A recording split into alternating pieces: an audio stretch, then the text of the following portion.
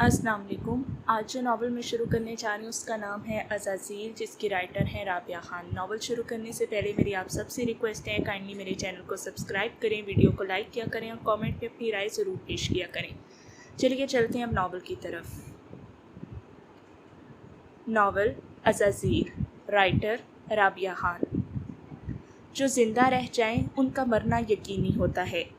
वो एक बहुत स्याह और तारीक कोठरी थी। इस कदर तारीक कि कोई इंसान अपना हाथ निगाहों के सामने लाता तो उसे देख ना पाता। उसने अंधेरे में आंखें फाड़ कर देखना चाहा, लेकिन किसी भी जानिब से रोशनी की रमक ने साथ नहीं दिया। सब कुछ जैसे तारीकी ने सालिम निकल लिया था, कुछ भी किसी भी जानिब बाकी नहीं रहा था। उसने अपने जिस्म को छुआ, उसका लिबास जगह जगह से फटा हुआ था। उन फटे हिस्सों पर ताज़ा खून के निशानात भी मौजूद थे, यूँ जैसे वो बुरी तरह ज़ख्मी की गई हो या उसे कुचलने की भरपूर कोशिश की गई हो। अगले ही पल उसे अपने ताज़ा लगे ज़ख्मों में जलन सी महसूस हुई। उसने हज़ियानी अंदाज में अपने ज़ख्म खुरच डाले तो उंगलियां खून से भर गईं। उसने डर के उस खून को अपने गंदे लिबास से साफ करने की नाकाम सी कोशिश की। तारीक कोठरी में उसकी सिसकियां गूंजने लगी। वो बहुत डरी हुई थी, खौफजदा थी। अनदेखा सा जमाता हुआ खौफ था जिसने सर से पैर तक उसका अहाता कर लिया था। उसे यहाँ से निकलना था, लेकिन किसी भी तरफ दरवाज़ा दिखाई नहीं देता था। हर दरवाज़ा गोया उससे खफा होकर अपना रुख मोड़ चुका था। वो स्याही के बेरहम से दायरे में चक्कर काटती जा रही थी। अगले ही पल उसे किसी की निगाहें उस अंधेर काल कोठरी में भी खुद पर महसूस हुई तो वो अपनी जगह ही साकित होगी। यूं गोया जिस्म से आखिरी कतरा तक किसी ने सींच डाला हो। बस एक लम्हे में उसका सारा वजूद ग्लेशियर बन गया था, सफ़ेद यख बेजान। वो जैसे एक हाथ अंधेरे में उसकी गर्दन दबोचने के लिए आगे बढ़ा तो एक झटके से उठ बैठी। उसकी निगाहों के सामने जर्दी माइल सा कमरा दम सादे खड़ा था। पसीने के बाइस बाल चेहरे और गर्दन पर जा बजा लेटों की सूरत चिपके हुए थे और सांस यूं चल रहा था गोया वो मुसाफते भाग कर अबूर करती यहाँ तक पहुंची हो। उसकी पेशानी पसीने में शराबूर थी, हथेलियों में मुट्ठी में लिहाफ जकड़ रखा था और वो खुद में सिमटी हुई बिस्तर पर किसी कमज़ोर पत्ते की मानित लरस रही थी। उसने लरसते हाथ निगाहों के सामने किए। थकन ज़दा सा एक आंसू टूटकर उसकी आंख से गिरा। वो रोना नहीं चाहती थी, वो इन ख्वाबों का सामना करना चाहती थी, लेकिन फिर क्यों वो इन ख्वाबों से हमेशा रोती हुई उठती थी। वो इन आंसुओं से, इन ख्वाबों से, इस ज़िंदगी से थकी हुई लगती थी, थकी हुई जर्द सी, बिल्कुल अपने कमरे में रोशन जर्द लैंप की रोशनी जैसी, कमज़ोर, मदहम, खौफजदा सी। स्याह रात अपनी मंजिलों से सफ़र करती सुबह के चांदनी से मिजाज में दखल हो रही थी। रात और सुबह का गहरा नीला सा इम्तजाज सारी कायनात को सहरज़दा किए हुए था। दूर कहीं मौसम नींद की कुर्बानी देकर बारगाह एज़दी में खड़ा अपनी सदा से लोगों पर छाई नींद की कसाफत ज़ाहिर कर रहा था। सारी कायनात ने इस पुकार पर लब्बैक कहा, शबनम के कतरों से बावजू होकर, खुद को भिगोकर। वो भी गहरे अंधेरे में नमाज अदा कर रही थी। स्याह दुपट्टे के हाले में उसका शिफाफ चेहरा दमक रहा था। धीरे धीरे उसके हिलते लबों ने दुआ मांगी, फिर उसने गर्दन दाएं और बाएं जानिब फेर कर अपने आसपास सलामती बखेर दी। ज़ेरे लब मध्यम आवाज़ में तस्बीह पढ़ते उसने दुआ के लिए हाथों को बुलंद किया। दुआ मांगने के बाद वो चेहरे पर हाथ फेरती उठ खड़ी हुई। साथ चाय नमाज भी तय करके बेड के साथ लगी टेबल पर रखी। कमरे में रोशन लैंप की जर्द रोशनी बिखरी हुई थी, ऐसे कि हर शय पर जर्दी माइल सा रंग चढ़ा था। उसका सिंगल बेड एक जानिब दीवार से लगा था। उसके ऐन ऊपर कांच की खिड़की थी और साथ ही छोटे टेबल पर पानी का जग, चंद किताबें और जर्द सा लैंप रोशन था। गर्दन दूसरी जानिब घुमा कर देखा जाता तो अंदाज़ा होता कि वो कमरा ज़्यादा बड़ा नहीं था, लेकिन फिर भी उसमें घुटन का एहसास नहीं होता था। दीवार में जड़ी लकड़ी की अलमारी की जानिब बढ़ते हुए उसने एक निगाह कांच की खिड़की पर डाली। फजर का अंधेरा अब के आहिस्ता आहिस्ता सिमटने लगा था, यूं जैसे स्याही को ना महसूस तरीके से निगल गया हो। उसने अलमारी खोलकर अंदर से अपना दुपट्टा निकाला और सर पर ओढ़ी चादर उतारी, फिर उसे तय करके सलीके से अलमारी में रखा और उसका खुला पट बंद करती पलट गई। उसका रुख अब के कमरे से बाहर की जानिब था। उसने दरवाज़ा खोला और फिर एक गहरा सांस लेकर गुलाब और मोतिये की खुशबू अपनी सांस के अंदर उतारी। उसके अंदर बेसाख्ता ही ताजगी सी भर गई थी। कच्चे बने जहन में गुलाब और मोतिये की खुशबू मट्टी की सूंधी महक के साथ तहलील हुई पूरे घर में बिखरी थी। क्यारियों में उगी घास पर शबनम के कतरे अब तक ताज़ा थे। उसने हाथ उठाकर स्याह बालों को जूड़े में गूंदा और आगे बढ़ाई। जामनी सी रोशनी में अब के उसका चेहरा वाज़ेह हुआ था। شفاف سا دودھیا چہرہ بہت پیاری سی ساخت لیے ہوئے تھا، ایسے کہ اس کے رخساروں کی ہڈی ہلکی سی اونچی تھی جو اس کے چہرے کو مزید خوبصورتی بخشتی تھی۔ ستواں ناک، باریکی سے بنے ہونٹ اور گھنگور پلکوں سے سجی سیاہ آنکھیں، لیکن یہ محض اس کے ماورائی سے نقوش نہیں تھے جو اسے منفرد بناتے تھے، یہ تو ان نقوش میں کھلے تاثرات تھے جو اسے ہزاروں میں ممتاز کرتے تھے۔ اس نے جوڑا باندھ کر ہاتھ آگے بڑھایا اور پھر کمرے کے بعد دروازے پر دستک دی۔ صوفیہ بھی جائے نماز پر بیٹھی اپنی مناجات میں مشغول تھی۔ اس نے دروازہ کھول کر اندر جھانکا اور پھر واپس پلٹ آئی۔ ان کے گھر کا نقشہ کچھ یوں تھا کہ اسے سمجھنے میں زیادہ دقت کا سامنا نہیں کرنا پڑتا تھا۔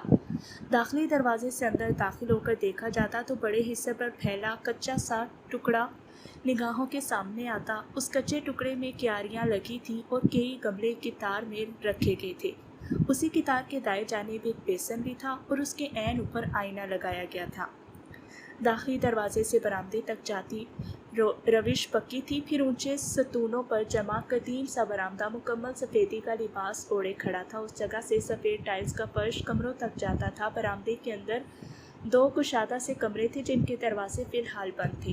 دائیں جانب کی سیٹ میں دیکھا جاتا تو آپ کو ایک چھوٹا لیکن نفیس سا کچن واضح طور پر دکھائی دے جاتا۔ اس کچن میں کام کرتی نازنین کا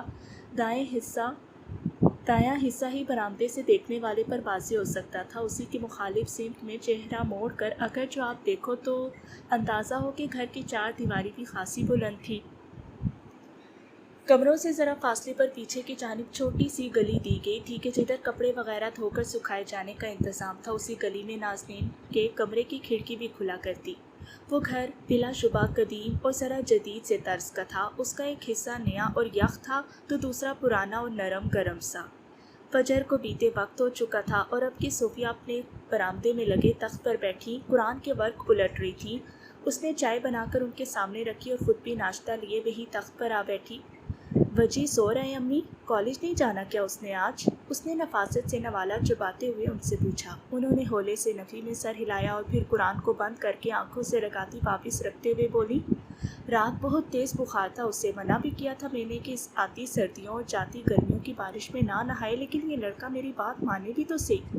نازنین ہولے سے مسکرائی تھی۔ وجدان کی حرکتیں بھلا اس سے کب چھپی ہوئی تھی؟ وہ اسے کس منہ سے بارش میں بھیگنے سے منع کرتی کہ وہ تو خود بوچھاڑ دیکھ کر مچل جایا کرتی تھی۔ تمہاری وجہ سے بگڑتا جا رہا ہے وہ، منع کرو تب بھی تنک کر کہتا ہے کہ نازنین پھپھو بھی تو نہاتی ہے نا بارش میں، آپ انہیں کیوں منع نہیں کرتی؟ اب میں اسے کیا بتاؤں کہ اس کی نازنین پھپھو تو اس سے بھی زیادہ ضدی اور اڑیل ہے۔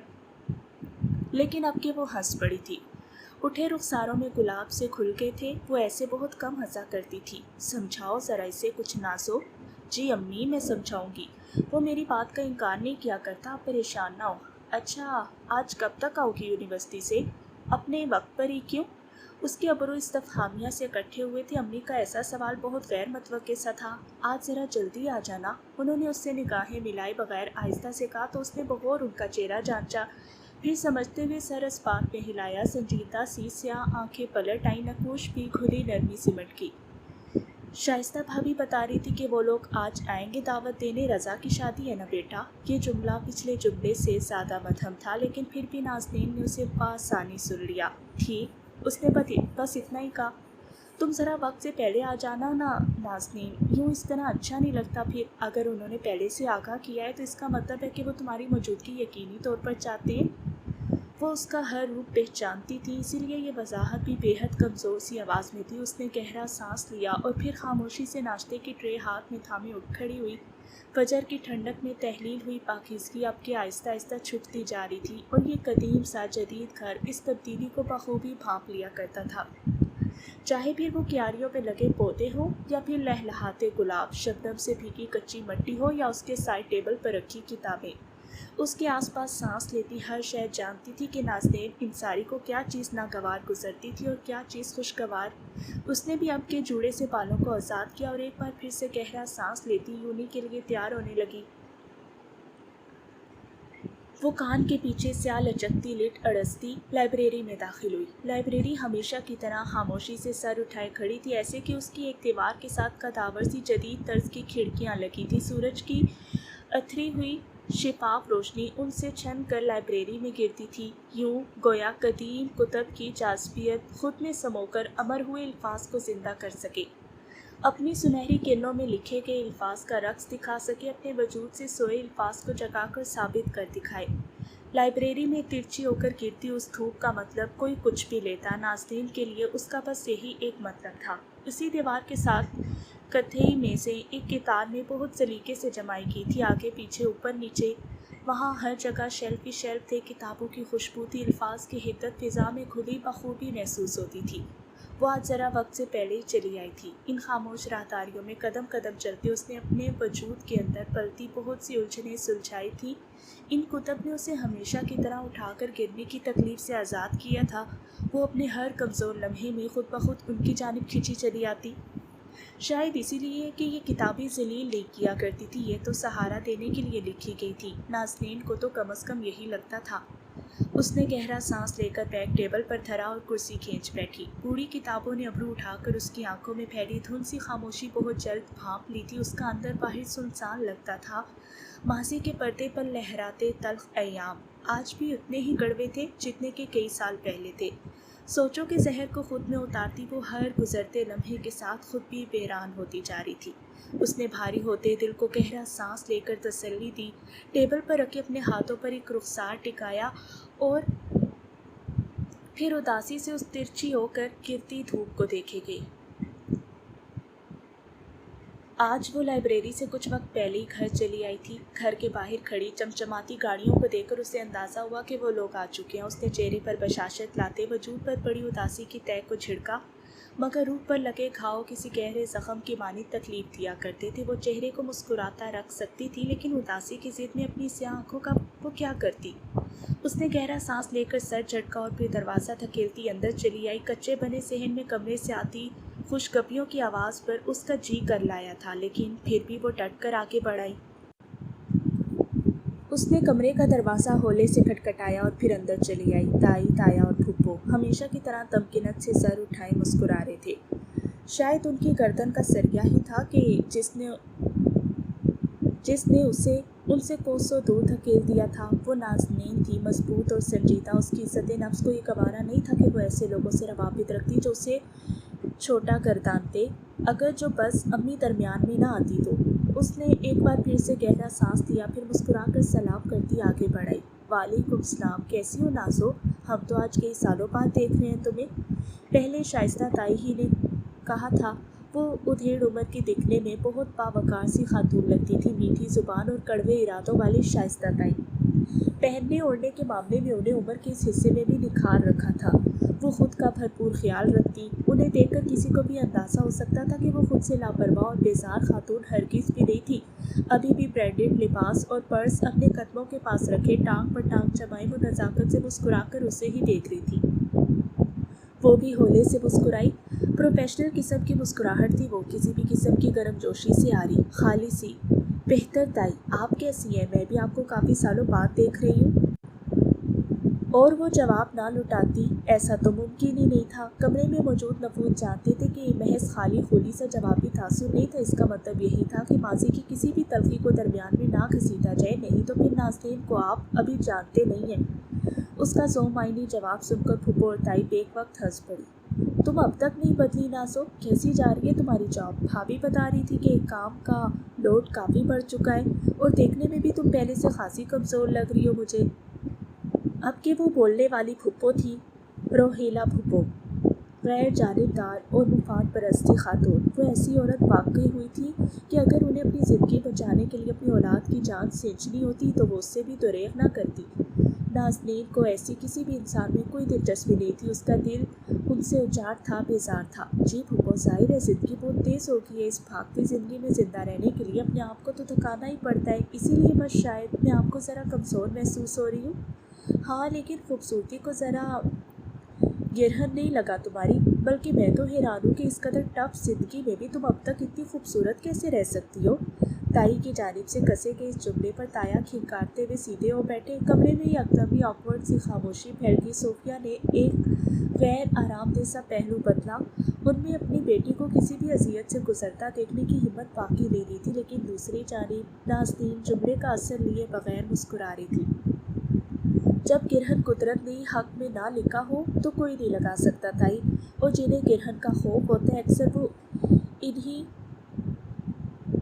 پر وارد ہو جاتا ہے۔ مجھے اس قسم کا کوئی بھی خوف لاحق نہیں۔ وہ ماحول کو ہلکا پھلکا کرنے کے لیے اب کے تایا کی جانب پلٹی۔ رمیز انصاری بالکل بھی نازنین کے باپ کا پرتو نہیں تھے، بلکہ ان کا تو کوئی عکس بھی جاوید انصاری کی عکاسی نہیں کیا کرتا تھا۔ وہ ایک انتہائی خود غرض اور لالچی فطرت کے مرد واقع ہوئے تھے۔ نازنین کو ان سے الگ طرح کی نفرت تھی، گھن والی، گھٹن زدہ سی نفرت۔ جاب کیسی جا رہی ہے تمہاری؟ گزارا تو ہو جاتا ہے نا پیسوں سے؟ وہ تلخی سے مسکرائی تھی، جانے ان کے لیے ہمیشہ سے پیسہ یہ اہمیت کا حامل کیوں تھا۔ جی تایا، اچھا گزارا ہو جاتا ہے، کسی کے سامنے ہاتھ پھیلانے کی نوبت نہیں آتی، اللہ کا شکر ہے۔ کئی سالوں کے بعد بھی اس کے پاس اپنے مخالف براجمان افراد سے کرنے کے لیے کوئی بات نہیں تھی۔ شاید ان کے انہی رویوں کے باعث وہ کبھی بھی ان کے ساتھ آرام دہ نہیں ہو سکتی، اور نہ اس کی ایسی کوئی خواہش تھی۔ وہ چائے بنانے اٹھ کر گئی تو شائستہ یکلختی صوفیہ کی جانب جھکی۔ بات چلائی کہیں تم نے نازنین کی؟ صوفیہ نے مایوسی سے سر نفی میں ہلایا، پھر ایک نگاہ کمرے کے بند دروازے پر ڈالی جہاں سے نکل کر وہ ابھی ابھی گئی تھی۔ نازنین نہیں مانتی بھابھی، کتنے ہی رشتے آئے ہیں مگر وہ ہر ایک کو دیکھے بغیر انکار کر دیتی ہے، کہتی ہے کہ آپ کو چھوڑ کر کہیں نہیں جا سکتی۔ لو بھلا یہ کیا بات ہوئی؟ شائستہ بد مزہ ہو کر پیچھے ہوئی۔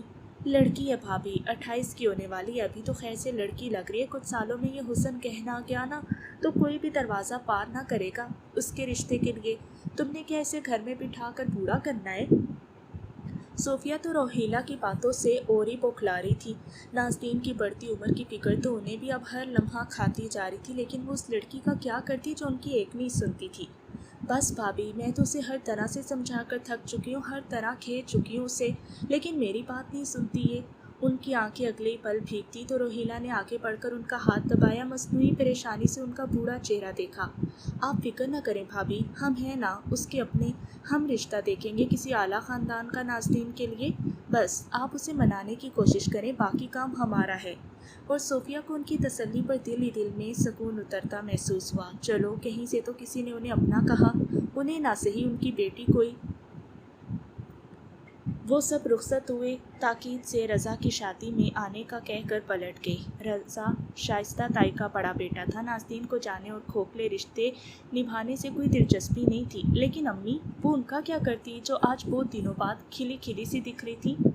ہم جائیں گے نازنین، ہمیں جانا چاہیے۔ وہ اس کے ہر رنگ سے واقف تھی، جانتی تھی کہ اس کا کوئی ارادہ نہیں تھا، مگر وہ سالوں کی جمی برف کو پگھلتا دیکھ رہی تھی۔ وہ اس سرد دنیا میں کسی اپنے کو ایک بار پھر سے گنوانا نہیں چاہتی تھی، وہ لیا دیا سا رہ کر ایک بار پھر سے دیوار نہیں کھڑی کرنا چاہتی تھی۔ امی مجھے نہیں جانا۔ اس کی آواز بہت سنجیدہ تھی۔ اسی پل برآمدے میں وجدان چلایا، لیکن پھر وہیں ٹھہر بھی گیا۔ پھپھو کا سنجیدہ سا تاثر اور دادی کا غصے سے تمتماتا چہرہ۔ وہ اس رویے کا عادی تھا، لیکن پھر نازنین کو ہرٹ ہوتا دیکھنا اس کے لیے بہت مشکل ہو جایا کرتا تھا۔ اچھا نہیں جانا تمہیں تو پھر مت جاؤ، ماں کا بول تو ویسے بھی کوئی اہمیت نہیں رکھتا نا تمہارے سامنے، جو بھی کہتی ہوں کہتی رہوں۔ تم تو اب بڑی ہوگی ہو، اپنے فیصلوں میں آزاد ہوگی ہو، تم اب کیوں میری کسی بھی بات پر کان دھرو گی؟ وجدان نے خوفزدہ ہو کر نازنین کی جانب دیکھا۔ وہ لب کھینچے بہت زخمی نگاہوں سے صوفیہ ہی کی جانب دیکھ رہی تھی۔ یہ لوگ ہمارے اپنے نہیں ہیں امی، یہ لوگ اچھے نہ۔ ہاں تم نے 4 کتابیں پڑھ کر لوگوں کی نیتیں بھانپنے کا ہنر بھی سیکھ لیا آپ کے نازنین، لیکن یاد رکھو کہ تمہاری وجہ سے تمہارا باپ دور ہوا تھا اپنے خاندان سے، تمہاری اس طبیعت کی وجہ سے ہم اس بیابان علاقے میں آ کر رہنے پر مجبور ہو گئے تھے۔ تمہارے باپ کی زندگی کو جہنم بنانے والے یہ لوگ نہیں، تم تھی۔ چھن چھن کی آواز کے ساتھ اس کے اندر کچھ ٹوٹتا جا رہا تھا، کئی کانچ اس کے دل میں بھی چپھ گئے تھے، کئی کانچ خون کے ساتھ اس کی رگوں میں بھی تحلیل ہو گئے۔ سیاہ آنکھوں میں گلابی سی نمی چمکی تو وجدان یکدم ہی صوفیہ کی جانب بڑھ آیا، انہیں کندھوں سے تھام کر شانت رہنے کا اشارہ کیا، لیکن اب بہت دیر ہو چکی تھی۔ آپ کو لگتا ہے میں نے جھوٹ بولا تھا اس رات؟ آپ کو لگتا ہے کہ میں اتنا گھٹیا الزام کسی پر بلا وجہ عائد کر سکتی ہوں امی؟ ٹھیک ہے، اگر آپ کو ایسا لگتا ہے تو مجھے بھی کوئی پرواہ نہیں کسی کی، جو ہوا میری وجہ سے ہوا، میں قصوروار ہوں۔ آپ خوش ہیں؟ آپ یہ بھی کہہ دیں کہ بابا اور بھائی کو بھی میں نے ہی مارا تھا. کہہ دیں شاید آپ کے دل پر جمع بوجھ اس طرح ہلکا ہو سکے. سفید ٹائلز والے برآمدے میں گویا سانس لینے میں دشواری سی ہونے لگی. جو ہوا وہ ہو چکا ہے. اب گزرے ایام پر خوش قلم پھیرنے کا کیا فائدہ نازنین؟ تم نے سچ بولا تھا، سچ بولا ہوگا، لیکن اس دنیا میں مزید کسی اپنے کا سہارا لیے بغیر میں زندہ نہیں رہ سکتی. تم دونوں کی حفاظت میرے لیے کٹھن ہوتی جا رہی ہے. وہ سب گزر چکا ہے، ختم ہو چکا ہے. تمہاری یہ باتیں بڑھا چڑھا کر یاد رکھنے والی عادت آخر کب جائے گی؟ تو آپ کو مجھ پر یقین نہیں کہ میں نے سچ بولا تھا؟ یعنی آپ کو بھی سب کی طرح لگتا ہے کہ میں کسی سراب کا شکار ہوئی تھی؟ تم پھر سے وہی کر رہی ہو. لیکن وہ ہاتھ اٹھا کر انہیں روک چکی تھی. وجدان خاموش لیکن خوفزدہ نگاہوں سے اس کا بدلتا رنگ دیکھ رہا تھا. مجھے اب اس بارے میں کوئی بات نہیں کرنی امی، بہت شکریہ آپ کی وضاحت کا. وہ اگلی پل پلٹی اور کمرے کا دروازہ اپنے پیچھے ٹھا کی آواز کے ساتھ بند کر دی. دروازے کے پار غائب ہوگی. اگلے چند لمحوں کے لیے کچے بنے صحن والے گھر میں کسی کی بھی آواز نہیں ابھری تھی. کیاریوں سے لے کر کمروں تک ہر شے گویا رک سی گئی. اور پھر صوفیہ کی رونے کی آواز ابھری. وہ وجدان کے گلے لگی بہت بے بسی سے رو دی تھی. وجی انہیں بہت ہولے ہولے تھپک رہا تھا. پھر انہیں ان کے کمرے میں لے آیا. سائڈ ٹیبل پر رکھی دوائیاں انہیں پانی کے ساتھ دی اور پھر انہیں سلا کر کمرے کا دروازہ بند کرتا باہر چلا آیا. اس کا رخ اب کے نازنین کے کمرے کی جانب تھا.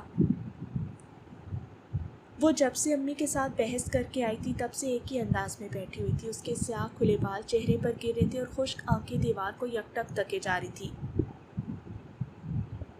دروازہ کھٹکھٹانے کی آواز پر بھی اس نے سر نہیں اٹھایا تھا. وہ جانتی تھی کہ ایسے طوفان کے بعد اکثر کون نمودار ہوا کرتا تھا. کیا میں اندر آ جاؤں پھپھو؟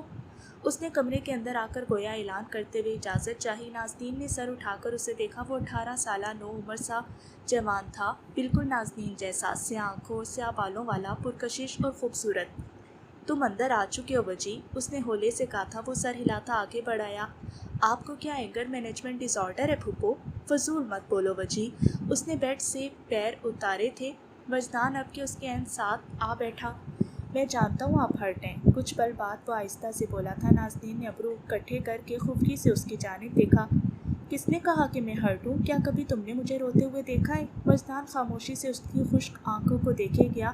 اس کے سامنے انگنت ایسے لمحات گزرے جن میں اس نے نازنین کو چھپ کر سسکتے ہوئے دیکھا تھا، لیکن ابھی وہ ان سب کا اعتراف کر کے اس کا مان نہیں توڑنا چاہتا تھا. اسی لیے دھیرے سے مسکرا کر نبی میں ہلایا.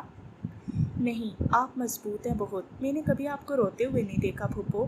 بالکل، تم کبھی دیکھو گے بھی نہیں. میں ہرٹ نہیں ہوتی، میں مضبوط ہوں بہت. ہرٹ وہ ہوتے ہیں جو کمزور ہو. میں کبھی بھی کمزور نہیں تھی. جانتا ہوں آپ کمزور نہیں ہیں، لیکن پھپھو دادی کی ایک بات ماننے میں کیا چلا جائے گا؟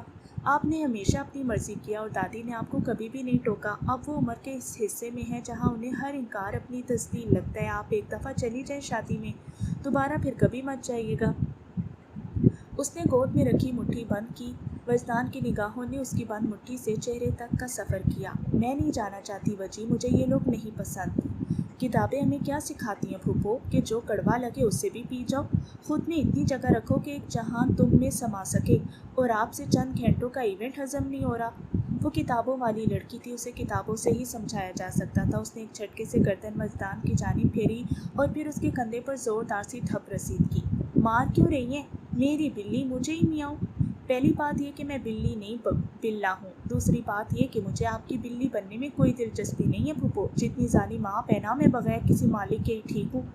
کتنی باتیں آ گئی ہیں تمہیں. ظاہر ہے کتابیں پڑھنے والوں کو باتیں کرنا نہیں آئیں گی تو پھر کس سے آئیں گی؟ ویسے کون سی کتاب پڑھ رہی ہیں آپ آج کل؟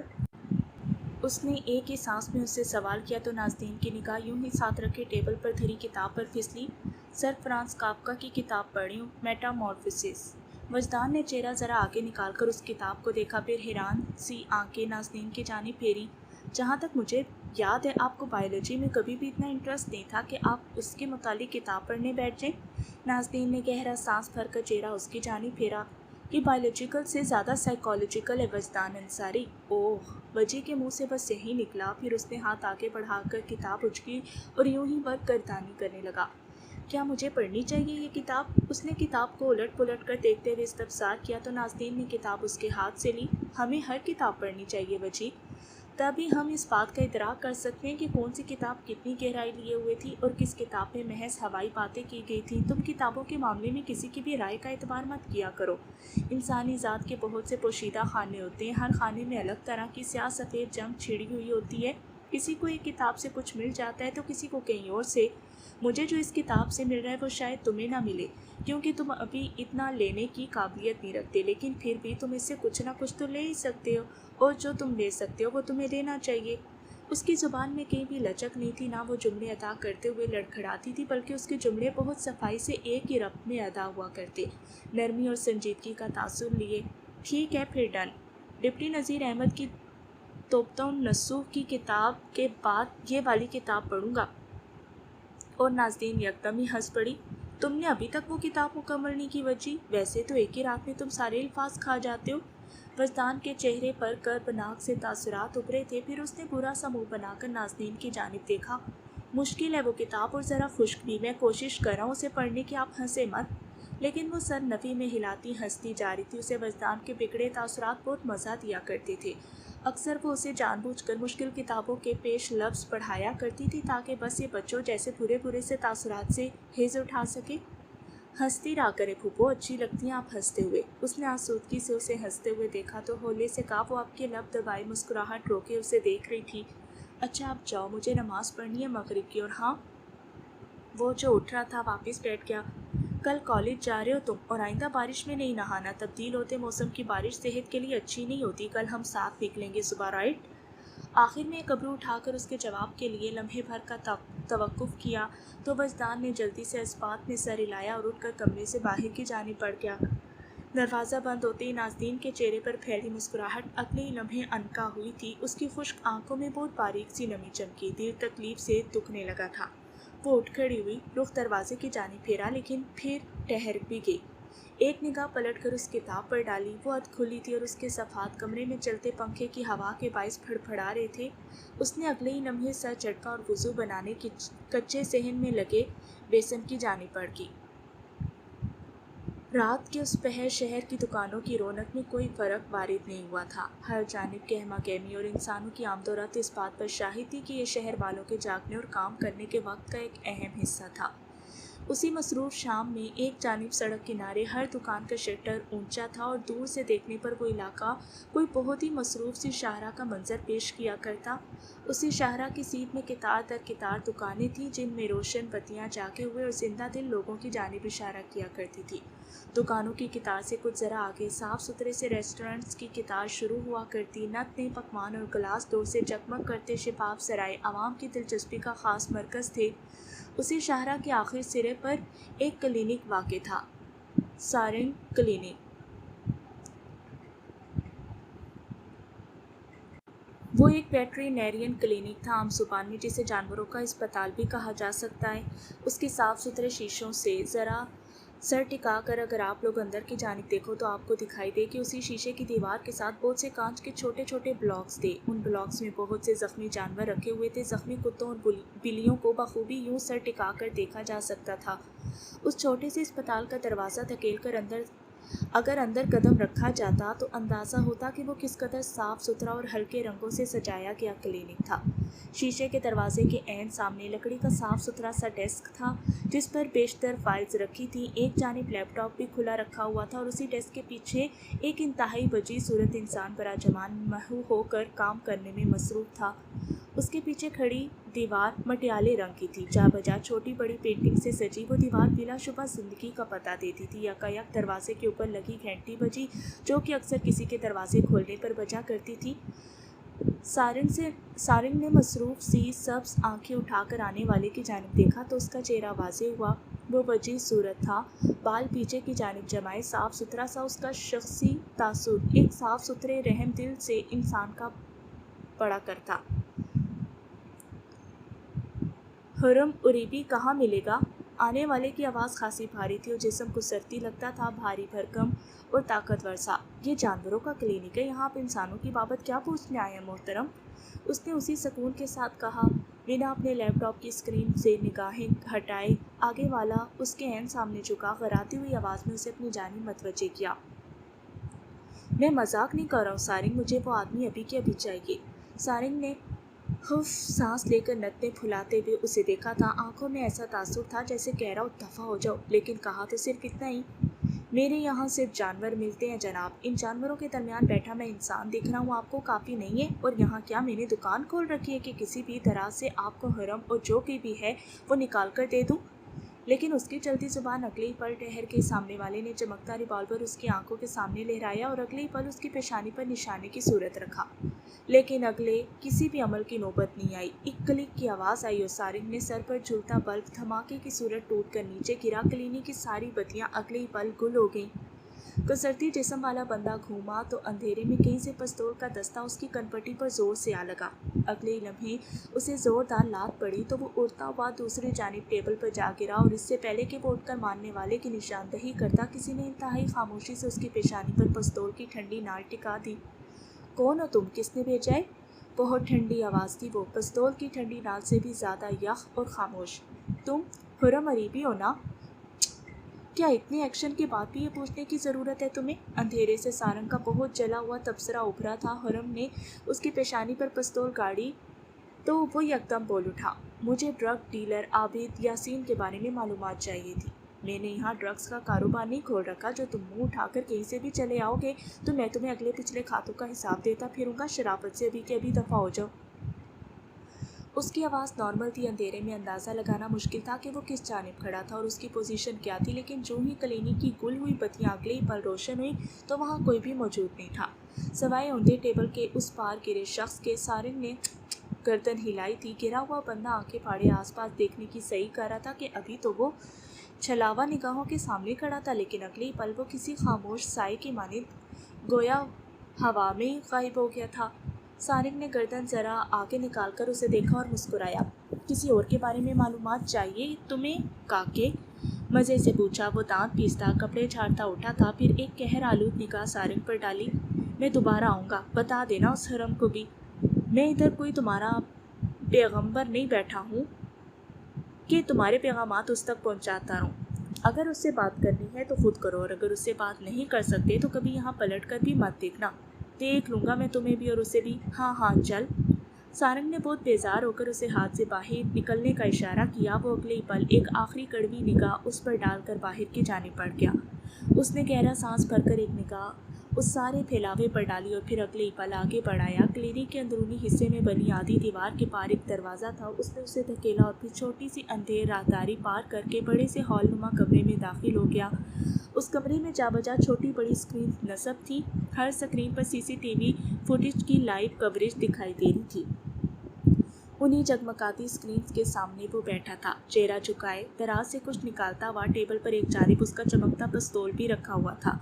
सारिंग कुछ आगे बढ़ाया तो उसका चेहरा वाज़े हुआ। वो कम उम्र था, 25 साल का जवान। मासूमियत उसके तासुरात का खासा थी। पूरी आंखें बहुत संजीदगी से एक फाइल की बरगर्दानी कर रही थी। वजी सूरत और मुमताज़ से रकूश हर एक को अपना गर्विदा करने का सा हुनर रखते थे। सारिंग ने उसके बराबर रुककर टेबल बजाया, तब तक उसने झुकी गर्दन नहीं उठाई। क्या करते फिर रहे हो आजकल? तुम्हारा जानना ज़रूरी नहीं, जानोगे तो मुसीबत में पड़ जाओगे, इसीलिए बेखबर ही रहो। उसने फाइल एक जानिब धरी और चंद पेपर्स उसमें से निकाल कर एक एक करके पढ़ने लगा। सारिंग ने नाक से मक्खी उड़ाई, जैसे उसकी तसल्ली के लिए यह जवाब काफ़ी नहीं था। अपनों के दरमियान रहकर कैसा लग रहा है वैसे? क्या कोई तब्दीली महसूस हुई तुम्हें खुद के एहसासात में? सारंग के इस सवाल पे अब कि वो वाज़े दिलचस्पी हलकोरे ले रही थी। हरम ने अब भी चेहरा नहीं उठाया, यूं ही निचला लब दांतों तले दबा कर पड़ता रहा। कोई फ़र्क नहीं, सब वैसा ही है, बल्कि अपनों के दरमियान रहकर मुझे जितना अजनबी महसूस हो रहा है, पहले ऐसा कभी महसूस नहीं हुआ। आखिर में उसने इस्तेज़ाज़ सर भी झटका तो सारिंग पदमज़ा हुआ। कितने अरसे हम तरसते रहे फैमिली के लिए, और अब तुम्हें कुदरत ने एक तोहफे में दे दी है तो तुम नाशुक्री से पास नहीं आ रहे हो। अकेले ज़िंदा रहना इंसान को बहुत हद तक बेहिस कर देता है बदर। वो बच्चे जो अपने वालिदैन पर एक लंबे अरसे के लिए इन्हसार करते हैं और हर ज़रूरत के वक्त उनकी जानिब देखते हैं, वो हम जैसों से बहुत मुख्तलिफ होते हैं। हमें अपना हर काम खुद करने की आदत होती है, और जानते हो सबसे जानलेवा बात इस सारे अरसे में क्या होती है? उसने एक फ़ाइल उठाकर सामने टेबल पर धरी और फिर अगली फ़ाइल के सफ़ात उलटने लगा। वो मसरूफ़ सा बोलता जा रहा था, ये कि हम चाह कर भी किसी पर भरोसा नहीं कर पाते, चाहे तब भी नहीं। मज़े की बात बताऊं, मैं अपने बाप को अब भी शक की निगाहों से देखता हूँ, इतने अरसे के बाद भी। سارنگ نے اس کی بات کے اختتام پر ایک گہرا سانس بھرا، پھر سر نفی میں ہلایا۔ اس لڑکے کا کچھ نہیں ہو سکتا تھا۔ ایک نارمل زندگی کی جانب قدم بڑھاؤ حرم، اور شادی کر لو۔ نارمل زندگی تو خواب ہی رہ گئی ہے، تم شادی کر لو، خود ہی سیٹل ہو جاؤ گے آہستہ آہستہ۔ جو کچھ ہوا تھا وہ اب پیچھے رہ گیا ہے، کوئی بھی ہماری گھات میں نہیں بیٹھا ہوا، سب ختم ہو چکا ہے۔ جب ہمیں لگتا ہے کہ کہانی ختم ہو چکی ہے، ٹھیک وہیں سے اکثر کہانی کا آغاز ہو رہا ہوتا ہے سارنگ۔ اور اب کے ڈاکٹر صاحب چونکے تھے، اس نے آنکھیں سکیڑ کر حرم کے جھکے سر کو دیکھا۔ کیا مطلب ہے؟ مطلب یہ کہ میں نے دروازہ بند کر دیا تھا ان بے نشان گلیوں کا، لیکن ان گلیوں میں اب بھی کوئی قید ہے۔ مجھے اس دروازے کو بند کرنے سے پہلے اسے وہاں سے نکالنا ہوگا۔ حرم، اس نے سر اٹھایا۔ پورا ارتکاز بہت نرم سا تھا، روئی کے گالوں کی مانند۔ کوئی زندہ رہ گیا سارنگ؟ یہ کیا کہہ رہے ہو؟ وہ ششدری تو رہ گیا تھا، لیکن حرم یوں ہی سکون سے بیٹھا رہا۔ ہم نے دروازے بند کر دیے تھے، لیکن میں نے کہا نا، بھیڑیے جاگ گئے تھے۔ وہ سونگ چکے ہیں کہ ایک آخری سروائیور زندہ ہے اور وہ اس کے پیچھے آئیں گے۔ مجھے انہیں روکنا ہوگا کیونکہ میں نے وعدہ کیا تھا۔ میں نے اس مرتے شخص سے وعدہ کیا تھا سارنگ۔ وہ وعدہ ہر رات میری روح پر کوڑے برساتا ہے۔ نارمل زندگی کا ہر خواب ایک بار پھر سے دھول کی نظر ہوتا جا رہا ہے، لیکن بس اس ایک آخری کام کے بعد میں کبھی پیچھے مڑ کر نہیں دیکھوں گا۔ یہ اب خود سے میرا عہد ہے۔ لیکن وہ تو آنکھیں کھولے بے یقینی سے اسے سن رہا تھا۔ اسے اس کی باتوں نے بہت پریشان کر دیا تھا۔ ہم اس قصے کو ختم کر چکے تھے، پھر اب وہ کیا چاہتے ہیں اور تم کیوں اپنی جان مصیبت میں ڈال رہے ہو حرم؟ یہ تمہارا بلکہ ہم میں سے کسی کا بھی مسئلہ نہیں ہے کہ اگر وہ کسی کے پیچھے آتے ہیں تو تم ابھی کے ابھی بند کرو یہ سب اور گھر جاؤ اپنے۔ میں تمہیں ایک بار پھر سے نشانے پر زندہ رہتے نہیں دیکھ سکتا۔ میں وعدہ کر چکا ہوں، اب کچھ نہیں ہو سکتا۔ لیکن سارنگ نے طیش میں آ کر دونوں ہاتھ ٹیبل پر مارے تھے۔ حرم نے گہرا سانس لے کر اسی اطمینان سے اس کی جانب دیکھا۔ وہ اس سے ایسے ہی کسی رویے کی توقع کر رہا تھا۔ وعدہ ختم ہو چکا، اور جس سے تم نے وعدہ کر لیا تھا وہ مر چکا ہے۔ اب وہ مر چکا ہے، لیکن حرم زندہ ہے۔ اس کی بھوری آنکھیں اب بھی نرم ہی رہی۔ سارنگ یکدم ہی سیدھا ہو گیا، پھر ہاتھ ہوا میں لہرا کر اسے کچھ سمجھانا چاہا، لیکن بے سود۔ اسے سمجھ نہیں آیا کہ اپنی بات کا آغاز کہاں سے کرے اور کیسے کرے۔ تم پاگل ہو کیا؟ مر جاؤ گے؟ ایسے کیسے مر جاؤں گا؟ وہ ہنسا تھا، لیکن سارنگ نہیں ہنس سکا۔ وہ واقعتاً پریشان ہو گیا تھا۔ حرم نے چہرہ اٹھا کر اسے دیکھا اور پھر ہولے سے بولا، بھولو مت کہ میں زر آباد کا سب سے خطرناک شوٹر رہ چکا ہوں۔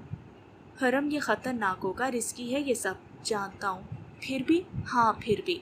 کچھ لمحے کوئی کچھ نہیں بولا۔ سارے کلینک میں محض کتے اور بلیوں کی آوازیں گونجتی رہی، لیکن پھر سارنگ کی بہت تھکی تھکی سی آواز اس کے آس پاس سکھ رہی تھی، تم مجھے بتاؤ کہ میرے کلینک کو تباہ حال شہر میں بدلنا کب ترک کرو گے؟ جب دیکھو کوئی نہ کوئی تباہی لے کر ہی آتے ہو۔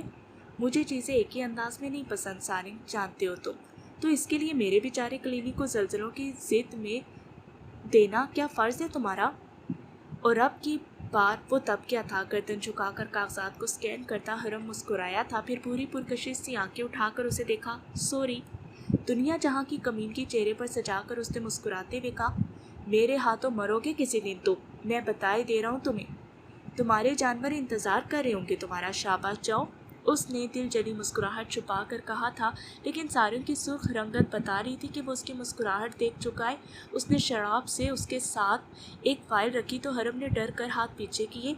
اس دن کو اب تک کوستا ہوں میں، جس دن میں نے تمہاری طرف دوستی کا ہاتھ بڑھایا تھا۔ لعنت ہو تم پر، مجھ پر بھی، آپ پر تو لعنت بے شمار۔ پیچھے سے ہانک لگانا اس نے اپنا فرض سمجھا تھا۔ سچ شکر کہ سارنگ نے اس کی ہانک پر کان، ناک اور دل نہیں دھرا تھا، نہیں تو وہ کہیں کا نہیں رہتا۔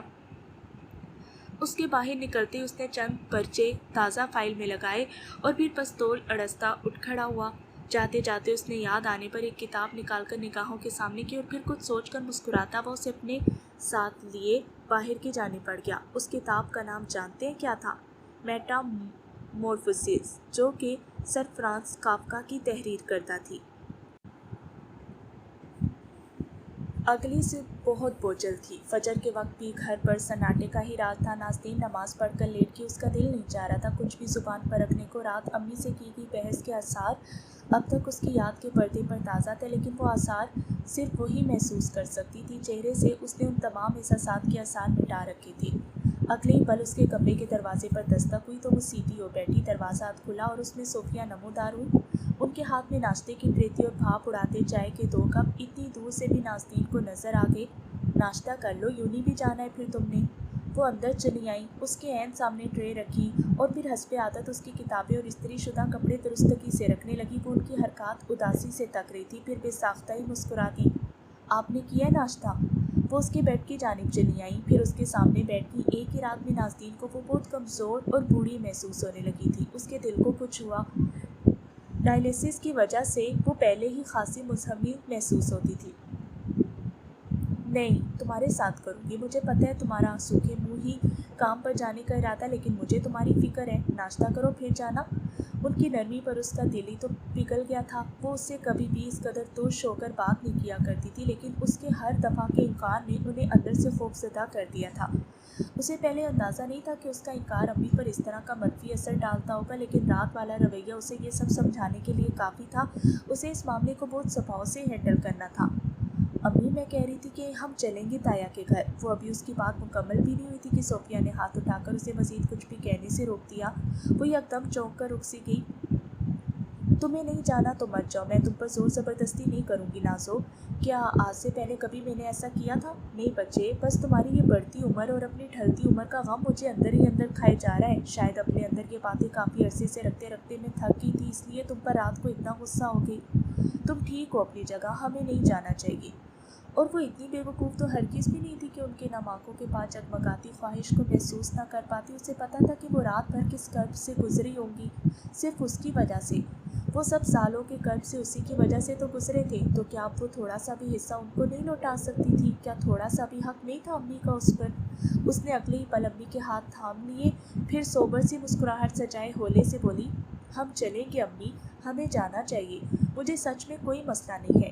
لیکن صوفیہ کو اس پر یقین نہیں آ رہا تھا۔ وہ بوڑھی آنکھوں سے اس کا من موہنا سا چہرہ دیکھے گئی۔ اگر تمہیں تکلیف ہوتی ہے تو ہم نہیں جائیں گے بیٹا۔ نہیں امی، وہ ہنس دی۔ کسی بھی سنجیدہ معاملے کو حل کرنے کا سب سے اتھرا ہوا ہتھیار تھا یہ، ہنس دینا۔ دل چاہے مٹھی میں جکڑا جا رہا ہو، لیکن ہنستے ہی سب ٹھیک ہو جاتا ہے نا؟ کم از کم اسے تو یہی لگتا تھا۔ میں کوئی چھوٹی بچی نہیں ہوں امی کہ آپ مجھے یوں ٹریٹ کر رہی ہیں۔ اتنی بڑی تو اب میں ہو ہی گئی ہوں کہ مجھے کوئی بھی بات یوں ہرٹ نہ کرے۔ رہی بات جانے کی تو میں بس اسی لیے پس و پیش کر رہی تھی کیونکہ میرا دل ان سب کی جانب سے اچاٹ ہو چکا ہے۔ لیکن پھر بھی ایک آخری دفعہ کوشش کرنے میں کیا چلا جائے گا؟ ہمیں جانا چاہیے۔ پھر اگر کچھ برا ہوا تو اس کے بعد میں کبھی ان کے گھر میں قدم بھی نہیں رکھوں گی۔ اور صوفیہ نے آنسو سے بھری آنکھیں دوپٹے سے رگڑ ڈالی تھی، پھر مسکرا کر چہرہ اٹھایا، نازنین کے شفاف سے چہرے پر اپنا بوڑھا ہاتھ پھیرا۔ وہ انہیں بہت پیاری تھی، بہت زیادہ۔ ٹھیک ہے پھر، آج شام مہندی ہے بھائی صاحب کے گھر، کوشش کرنا وقت سے پہلے ہی آ جاؤ۔ بس اس تقریب کی ہی تو بات ہے، پھر ہم نے کون سا روز روز وہاں جانا ہے؟ اس نے اس بات میں سر ہلایا اور پھر چائے گھونٹ گھونٹ حلق سے اتارنے لگی۔ اب وہ ان سے سودے سلب کی باتیں کر رہی تھی، کپڑوں کی باتیں، گھر کے رینوویشن کی باتیں، باتیں ہی باتیں، تاکہ جہاں وہ انہیں زخم دے چکی ہے اسے اپنی باتوں سے بھر سکے۔ یہ صبح اس کی سوچ سے زیادہ نکھری اور شفاف تھی۔ رات آنے سے پہلے تک